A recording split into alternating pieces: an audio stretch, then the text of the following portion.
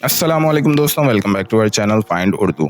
जेस्ट zest का मतलब है जोशो खरोश, शोखी, जिंदा दिली। जेस्ट का मतलब है जिंदगी या किसी काम को खुशी और जोशो खरोश के साथ एंजॉय करना। जब कोई जोश और शौक से किसी काम को करे तो कहते हैं कि उसमें जेस्ट है।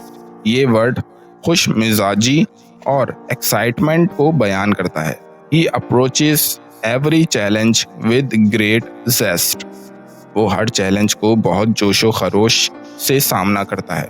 तो दोस्तों, जेस्ट का मतलब है जोशो खरोश और जिंदा दिली के साथ किसी काम को अंजाम देना या एंजॉय करना। उम्मीद है अब आपको जेस्ट का मतलब समझ में आ गया होगा। मिलते हैं नेक्स्ट वीडियो में। शुक्रिया।